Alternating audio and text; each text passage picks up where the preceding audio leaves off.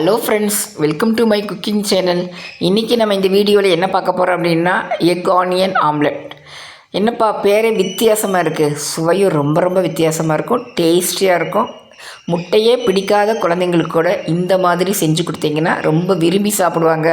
ஒரு தடவை சாப்பிட்டு பார்த்துட்டாங்கன்னா நெக்ஸ்ட் மறுபடியும் இந்த மெத்தடில் செஞ்சு கொடுக்க சொல்லுவாங்க. அந்தளவுக்கு ஒரு அருமையான எக் ஆனியன் ஆம்லெட் எப்படி செய்கிறது, வாங்க வீடியோக்குள்ளே போயிடலாம். இன்றைக்கி நான் எடுத்திருக்கிறது 3 முட்டை. அதை நீங்கள் ஒவ்வொரு முட்டையாக எப்போயுமே பாத்திரத்தில் உடச்சி ஊற்றணும். ஏன்னா ஒவ்வொரு நேரம் முட்டை கெட்டு போயிருக்கும், அது ரொம்ப முக்கியம். அதனால் நீங்கள் ஒவ்வொன்றா உடைச்சி 3 முட்டை நான் இன்றைக்கி எடுத்திருக்கேன். நல்லா கலக்கிக்கங்க, எல்லோ கரு எல்லாம் கலக்கிற மாதிரி நல்லா கலக்கிக்கங்க. நான் கலக்கிட்டு 150 கிராம் சின்ன வெங்காயம் பொடிசாக நான் சாப் பண்ணி வச்சுருக்கேன், அல்லது பெரிய வெங்காயம் கூட எடுத்துக்கலாம். சாப்பர் இருந்தால் சாப்பரில் 5 நிமிஷத்தில் நம்ம சாப் பண்ணிடலாம். சாப்பர் இல்லாதவங்க நல்லா பொடிசாக நறுக்கிக்கங்க. அதையும் நான் சாப் பண்ணி எடுத்து வச்சுக்கிட்டேன், வெங்காயத்தையும். அடுத்தது முட்டையில் நான் 1/4 டீஸ்பூன் மஞ்சள் தூள் எடுத்திருக்கேன், தனி மிளகாய் தூள் 2 ஸ்பூன் எடுத்திருக்கேன், உப்பு தேவைக்கேற்ப. ஓகேங்களா.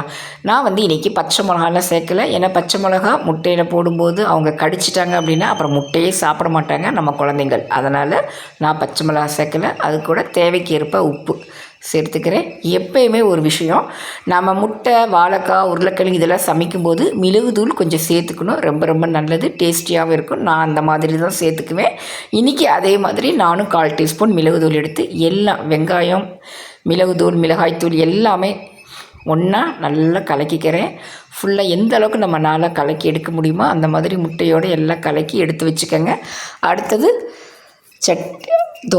தோசைக்கல்ல அடுப்பில் வச்சு ஆயில் அல்லது நெய், குழந்தைங்களுக்கு நீங்கள் கொடுக்குறீங்க அப்படின்னா நெய் விட்டுக்கோங்க, இன்னும் டேஸ்டியாகவும் இருக்கும், ரொம்ப சுவையாகவும் இருக்கும். நெய் ரொம்ப ரொம்ப நல்லது, ஞாபக சக்தி உள்ளது குழந்தைங்களுக்கு. நெய் அல்லது ஆயில் விட்டு நம்ம எப்படி தோசைக்கல்லில் தோசை ஊற்றி எடுப்போமோ அதே மாதிரி தான் இந்த எக் ஆனியன் ஆம்லெட்டே ஊற்றி நீங்கள் லைட்டாக தடவி விடுங்க.